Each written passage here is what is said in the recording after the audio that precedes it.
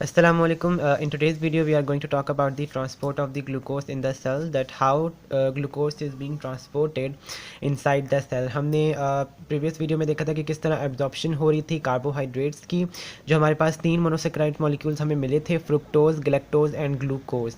उन तीनों की absorption कैसे होती है intestinal cell में, वो हमने in the previous video देखी थी. Now from today's video onward हम जो है वो एक एक करके जो मोनोसेक्राइड्स हैं उनका मेटाबॉलिज्म देखेंगे. तो हम स्टार्ट करने लगे हैं ग्लूकोज से बेसिकली. तो हम ये देखेंगे कि ग्लूकोज हमारे पास जो है वो सेल के अंदर कैसे एंटर होता है, जहाँ पे फिर उसका मेटाबॉलिज्म स्टार्ट होगा. So let's start the video. Basically हमारे पास जो ग्लूकोज होता है it can not diffuse directly into the cell, because we know that कि हमारे पास जो सेल होता है उसकी जो सेल मेम्ब्रेन होती है वो हाइड्रोफोबिक इन नेचर होती है. So glucose can not diffuse this cell membrane easily, so it needs some transport systems. So we have the two transport systems. The first one is the sodium and ATP independent transport system, whereas the second one is the sodium and ATP dependent को transport system. यानी कि पहला जो transport system है इसमें हमें sodium या ATP की नीड नहीं होगी, जबकि जो सेकंड ट्रांसपोर्ट सिस्टम होता है ग्लूकोज को ट्रांसपोर्ट करने वाला इनसाइड द सेल, उसमें हमें सोडियम की और एटीपी दोनों की हमें जो है वो ज़रूरत होती है, और ये को ट्रांसपोर्ट सिस्टम होता है. So let's talk about these two transport system individually. तो जो पहला हमारे पास ट्रांसपोर्ट सिस्टम है जिसमें सोडियम और एटीपी हमें नहीं चाहिए, बेसिकली वो हमारे पास एक पैसिव ट्रांसपोर्ट सिस्टम है. ठीक है, यानी कि हमारे पास जो ग्लूकोज होगा वो down the concentration gradient move करेगा, क्योंकि पैसिव ट्रांसपोर्ट है. From higher concentration to lower concentration हमारे पास ग्लूकोज जो है वो ट्रांसपोर्ट होगा.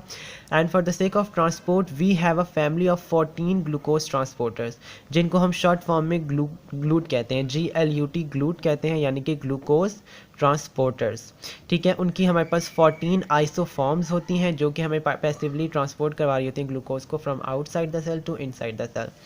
ये जो हमारे पास ग्लूट ट्रांसपोर्टर्स होते हैं ये हमारे पास मेम्ब्रेन के साथ बाउंड हुए होते हैं, और जब इनके साथ ग्लूकोज अटैच होता है दे अंडरगो कन्फर्मेशनल स्टेट्स. ठीक है, यानी कि इनकी दो कन्फर्मेशनल स्टेट्स होती हैं, एक before attachment of the glucose and the second one is the after attachment of the glucose. यानी कि जब ग्लूकोज अटैच हो जाएगा इनके साथ तो they will undergo a conformational change and they will transport the glucose inside the cell. अब glucose transporters या ग्लूट्स जो हैं वो हमारे पास एक टाइम पे एक ही ग्लूकोज मॉलिक्यूल को ट्रांसपोर्ट करवाते हैं, यानी कि they are uniporter. Now let's talk about the tissue specificity. यानी कि ये जो हमारे पास ग्लूकोज ट्रांसपोर्टर्स हैं या ग्लूट्स जो हैं ये हमारे पास टिश्यू स्पेसिफिक होते हैं. फॉर एग्जांपल हमारे पास जो GLUT3 है वो हमारे पास न्यूरॉन्स में, ठीक है, स्पेसिफिकली न्यूरॉन्स में प्रेजेंट होगा. GLUT1 जो है वो RBCs में या ब्लड ब्रेन बैरियर जो है वहाँ पे होगा, लेकिन मसल्स जो ह्यूमन मसल्स होते हैं उनमें इसकी अमाउंट लो होती है. उसके बाद GLUT4 जो है वो हमारे पास मसल्स में अबंडेंटली प्रेजेंट होता है और एडिपोज टिश्यू में अबंडेंटली प्रेजेंट होता है. उसके अलावा हमारे पास GLUT2 आ जाता है जो कि हमारे पास लिवर में, किडनीज़ में, पेनक्रियाटिक बीटा सेल्स में अबंडेंट होता है और ग्लूकोज को ट्रांसपोर्ट करवाता है इनसाइड द सेल. ये जो डिफरेंट आइसोफॉर्म्स हैं ग्लूट की जो टिश्यू स्पेसिफिक हैं ये इंपॉर्टेंट हैं, लिपिनकॉट में मेंशन है, that's why I mention them here as well. So आप लोग याद कर लीजिए कि GLUT3 जो है वो न्यूरॉन्स में चाहिए होता है ग्लूकोज की ट्रांसपोर्ट के लिए. GLUT1 जो है वो RBC और ब्लड ब्रेन बैरियर में अबंडेंट होता है. GLUT4 टिश्यू, एडिपोज टिश्यू और मसल्स में होता है. GLUT2 जो है वो लिवर, किडनीज और पेनक्रियाटिक बीटा सेल्स में होता है. जबकि इसके अलावा हमारे पास एक और भी ग्लूट होता है, that is the GLUT5. The fifth isoform of the GLUT जो कि हमारे पास टिश्यू स्पेसिफिक होती है that is the GLUT5. GLUT5 की बात करें तो GLUT5 जो है वो हमारे पास फ्रुक्टोज का प्राइमरी ट्रांसपोर्टर होता है. ये जो GLUT3, GLUT1, GLUT4 and GLUT2 हमने देखे थे ये तो हमारे पास ग्लूकोज को ट्रांसपोर्ट करवा रहे थे इनसाइड द सेल, जबकि GLUT5 जो है इसका थोड़ा अनयूजुअल पाथवे होता है. ये हमारे पास प्राइमरी ट्रांसपोर्टर होता है फ्रुक्टोज का. जो हमने प्रीवियस वीडियो देखी थी जिसमें हम एब्जॉर्प्शन देख रहे थे तमाम मोनोसेक्राइड्स की, तो हमने देखा था कि इंटेस्टाइनल सेल के अंदर फ्रुक्टोज को जो एब्जॉर्ब करवाने वाला या ट्रांसपोर्ट करवाने वाला ग्लूकोज ट्रांसपोर्टर की आइसोफॉर्म थी दैट वाज GLUT5.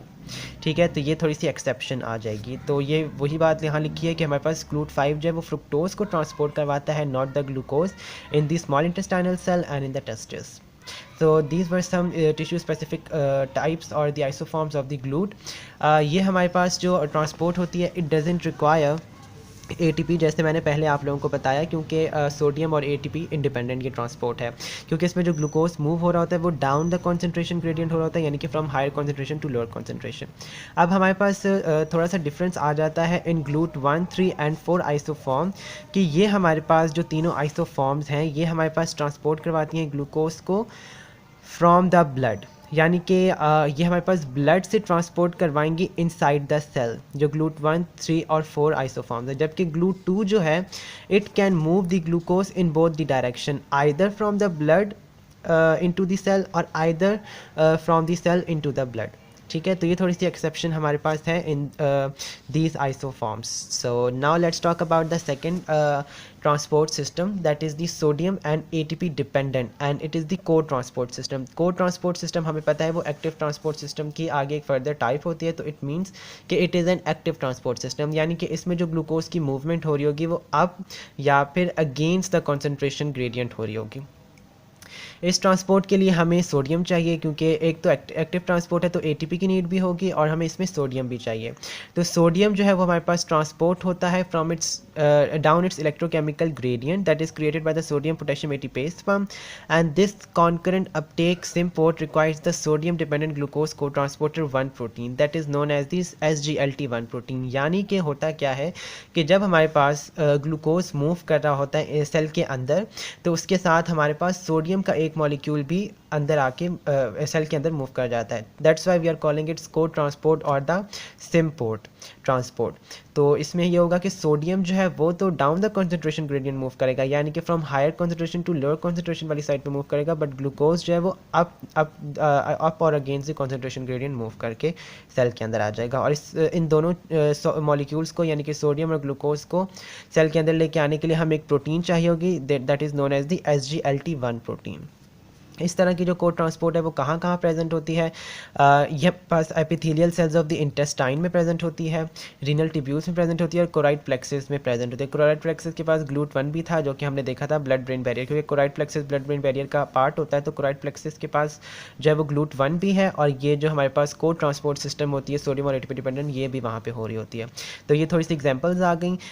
इंटेस्टाइन में जो हमारे पास ये वाली इस तरह ये वाली टाइप वाली जो ट्रांसपोर्ट हो रही होती है, ये हमने प्रीवियस वीडियो में भी देखा था जब हम ग्लूकोज को मूव करवा रहे थे इनसाइड द इंटेस्टाइन, तो वहाँ पे भी हमारे पास ये वाली जो प्रोटीन है SGLT1 प्रोटीन, ये हमारे पास वहाँ पे वर्क कर रही थी, सोडियम और जो ग्लूकोज है उसको inside the intestinal cell move करवा रही थी। So that was all about the transport of the glucose inside the cell.